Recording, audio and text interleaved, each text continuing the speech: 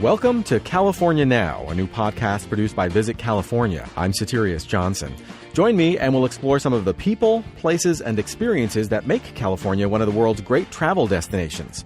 Today, we'll spend time with one of the founders of Atlas Obscura. We sort of see our deeper philosophical mission as bringing wonder into people's lives, sort of reminding people that the world is still actually vast and strange and really an amazing place. That's Thuras, and he'll share a few of his California favorites with us. For all of you enophiles out there, today we have a treat. Jon Bonné, the James Beard Award-winning author and former wine critic of the San Francisco Chronicle, joins us to talk about the new rules of wine. Probably, to me, the most important rule is rule number one, which is drink the rainbow. You know, wine is not white or red anymore. It's rosé, it's orange wine, it comes in 1,000 shades, and the old boxes that we're still told to put wine into don't really apply anymore. Plus, we'll take on one of the great challenges of any vacation, packing your own suitcase. A true legend of the travel business will give us her quick tips on packing. It's all coming up on California Now.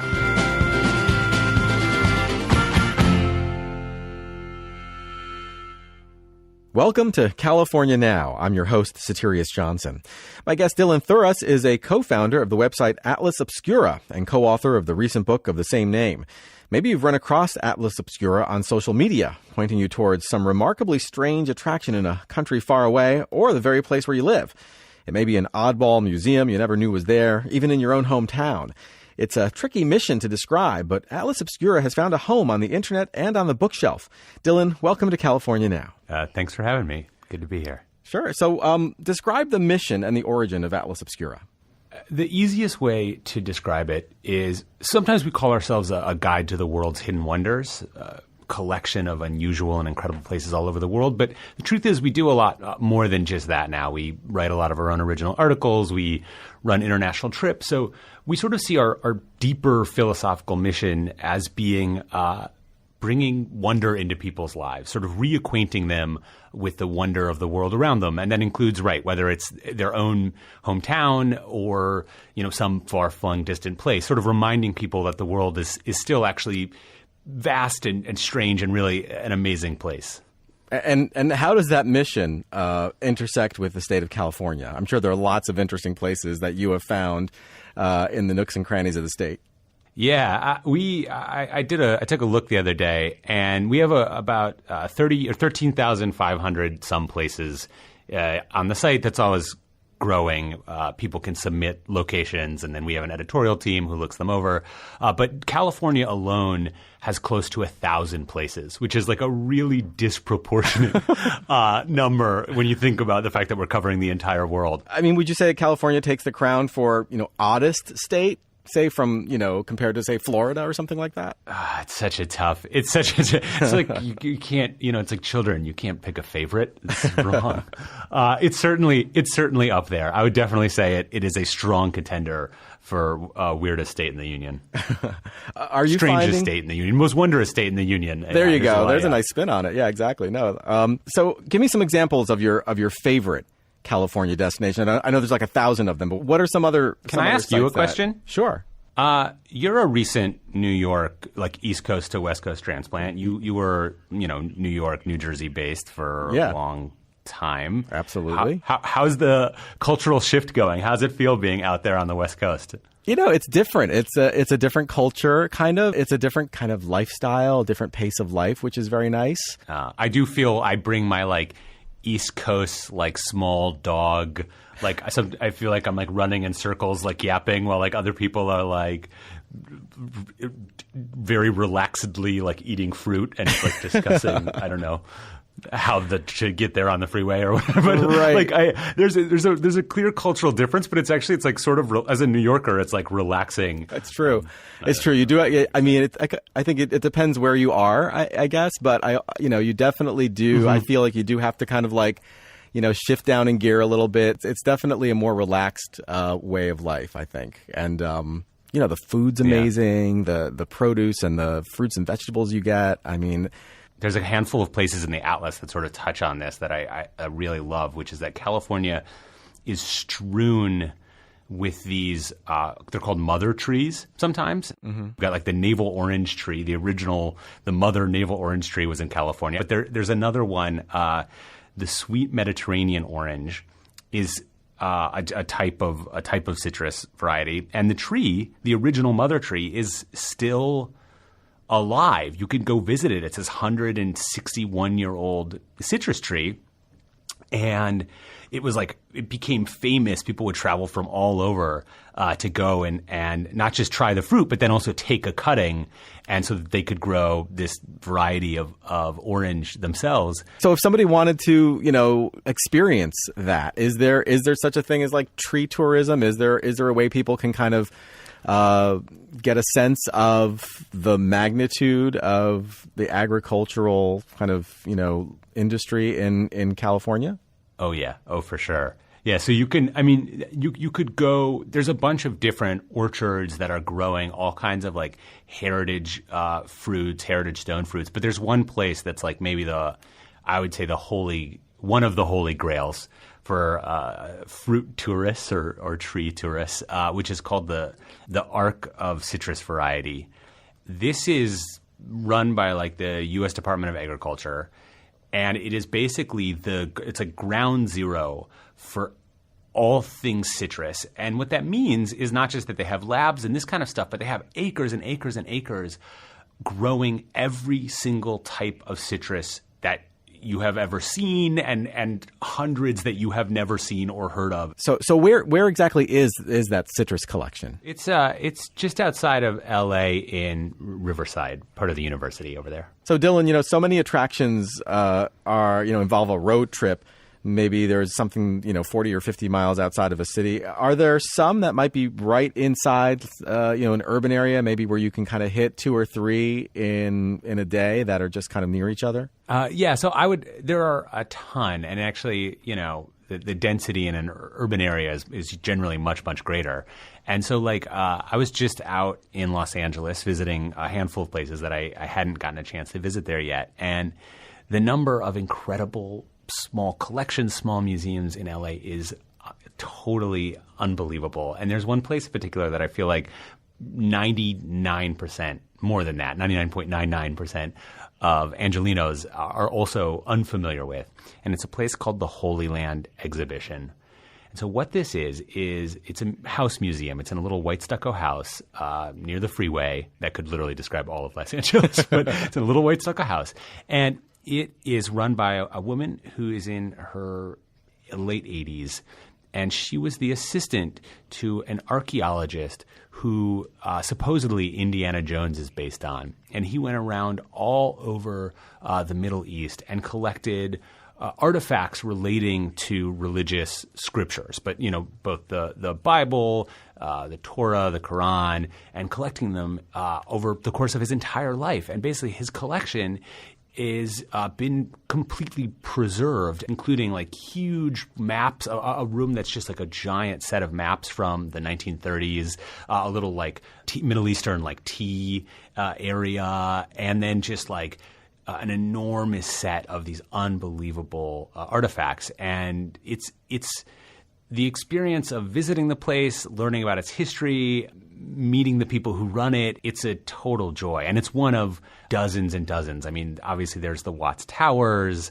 There are all kinds of things in Los Angeles and obviously in any of the cities in California. They're all really chock full of these kinds of places. That's amazing. That's great. Where are you living right now? So right now I'm kind of right outside of Sacramento.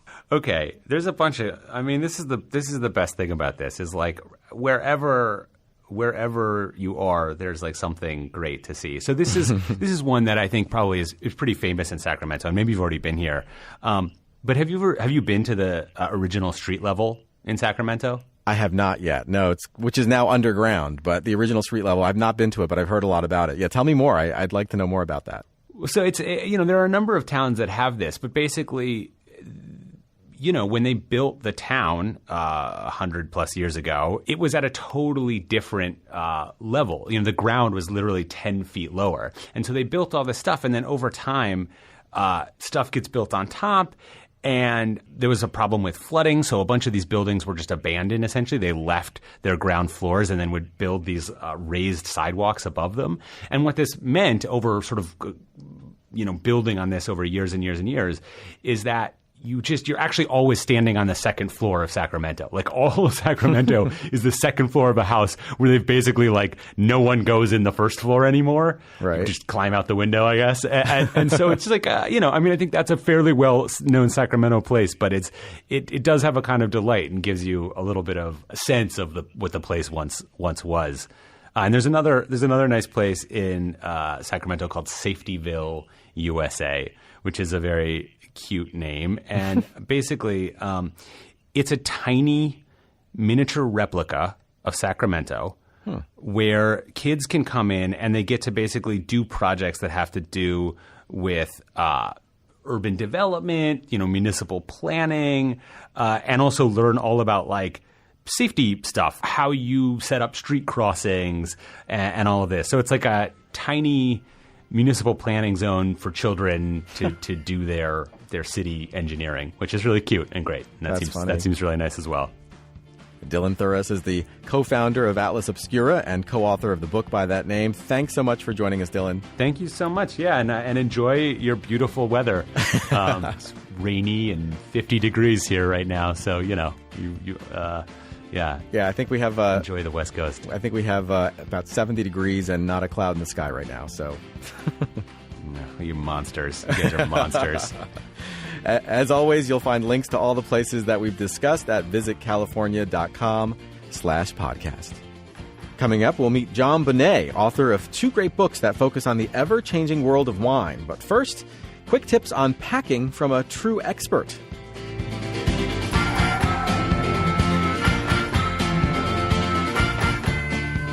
Listening to the California Now podcast. There's an old saying that a journey of 1,000 miles begins with a single step. Well, a vacation, whether across the globe or across the state, begins for me when I pack my bags. And often I do that in a chaotic rush before racing to the airport. Well, my next guest is uniquely qualified to provide us with some quick tips on packing.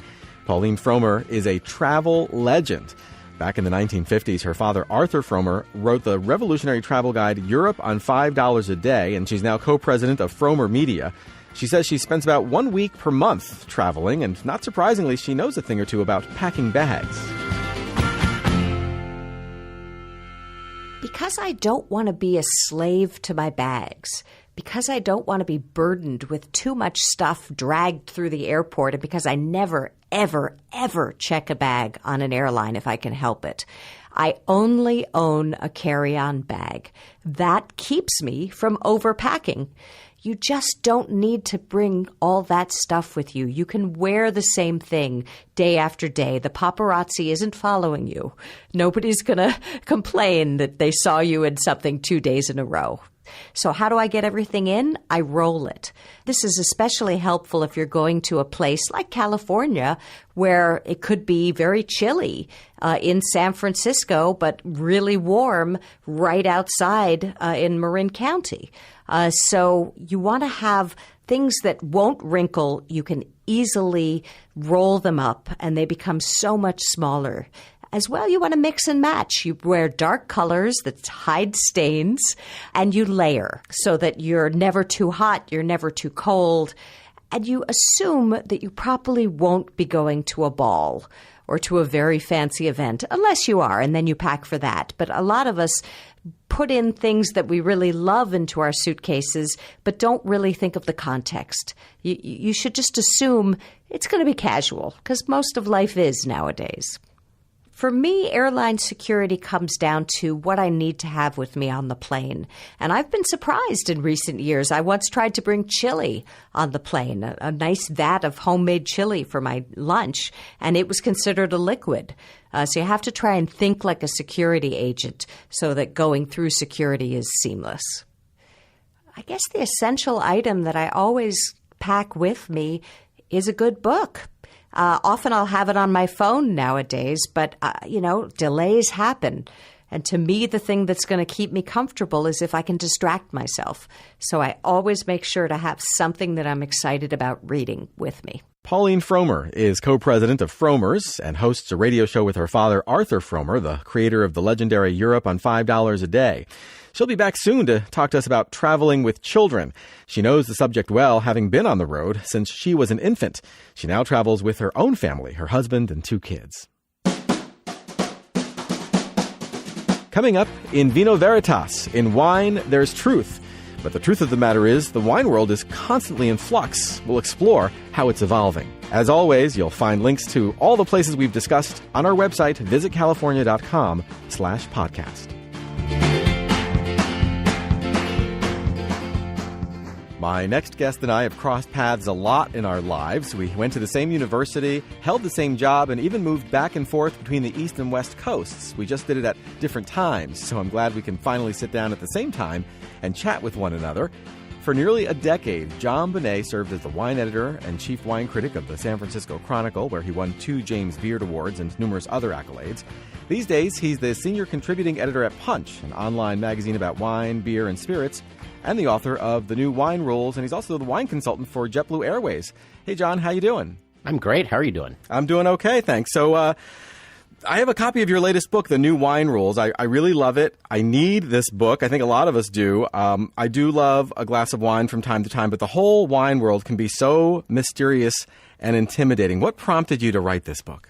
A few things. One, there was this lack of good basic wine books, and when I looked around, and when you're writing about wine, you think about how do you sort of direct people to something just to get them started. Everything seemed like it was sort of 20, 25 years out of date, and it represented a wine world that just had changed. And then my wife and I were actually in San Francisco having lunch, and we were listening, kind of eavesdropping on this table next to us, women who were late 20s, early 30s, obviously professional, obviously doing really well, and they wanted to order a bottle of wine. They were struggling with the wine list. The servers weren't really helping. And it was hard to listen to, and we were like, do we step in? What do we do? And so this discussion saying, could we write, could I put together a wine book that would actually feel like it was 2018? And that's how it came together. Well, wine can be so mysterious and intimidating because, there's so many of them. They come from so many places. It can be mind-boggling. So as somebody who's not an expert, it can be pretty overwhelming. So what are some of your new rules? What are some of the things that people should be aware of as they are trying to experience and have a good experience with wine? Well, wine can be confusing, but I also like to remind folks that this is the era of Google, and we have the world at our fingertips, and so things that in theory are confusing don't necessarily have to be when you're just dealing with the particulars of what's this grape, what's this region. So with the book, I actually wanted to come up with rules that essentially you couldn't Google, which is to say, if I could map out the parts of my brain that are not easily replicable on the internet in terms of wine, what would they be? And so probably to me the most important rule, and one that I think sets the template, is rule number 1, which is why it's rule number 1, which is drink the rainbow, which I borrowed from the health world where you're told to eat the rainbow. And the idea of drink the rainbow is that, wine is not white or red anymore. It's rosé, it's orange wine. It comes in 1,000 shades and all sorts of different iterations. And the old boxes that I think we're still told to put wine into don't really apply anymore. And so I think this idea that there's this huge world of stuff to understand, and it's a little bit scary and a little bit fearsome, it can be, but it certainly doesn't have to be. And I think the big step is for people to get past that idea that it's something to fear, and to just kind of dive in and be curious and realize that there's never going to be easy answers, so you just kind of have to enjoy the ride. Thanks to you, I'm looking at taking my wine rack out of the kitchen, making sure to keep it away from any source of heat. That's one of your rules too, right? It is indeed. If I can get people to do 2 things aside from not worrying so much about wine. One is to throw away those awful winged corkscrews, the ones I'm talking about with little arms. Oh, yeah. Which don't work. The physics of them is completely illogical, and they're awful. And the better alternative, which is the waiter's friend corkscrew, is cheaper. And just the physics of it, it's a double lever, so it literally just pulls the cork out much easier. And yeah, number 2 is get rid of your kitchen wine rack, because almost certainly, unless somehow your kitchen is magically 55 degrees all the time, you are slowly cooking your wine. Well, ordering wine in a restaurant can be so daunting. There's so much pressure, and I often feel like I'm being judged. So how can I get around that? How can I kind of order at a restaurant and feel like, I'm not a dunce at it? I think the big thing is, this is literally a business transaction. And I think sometimes we forget that, or we get tripped up in the social graces of it. But it's a business transaction. You're there to buy something. They're there to sell it to you. And you need to find, quite literally, the competent and intelligent salesperson who can help you make the right decision. And so the rule itself is that ordering wine is a conversation and not a test. And I think there's lots more sort of layers to that, but that's what it boils down to, is that, give them a sense of what you like. Don't feel that you have to use wine words, because it's not your job to use wine words. It's probably not even their job to use wine words, but describe the things you like, describe more or less how much you want to pay. If you are worried about talking money, you can kind of point to the price range you're interested in. And if they've been a server for more than a week, they'll hopefully get it. And, if they can't answer the question, really nicely ask them if there's someone who knows a little more about the wine list.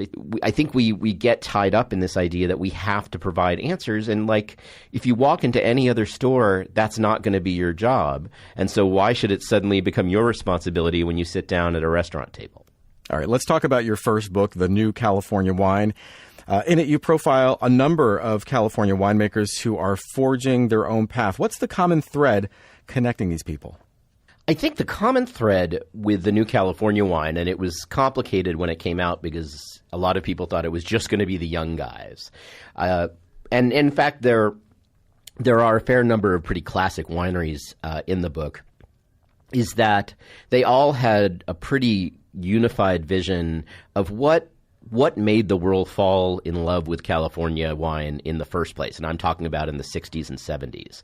And there was a style of wine where, it was sunnier and riper than European wine for the most part.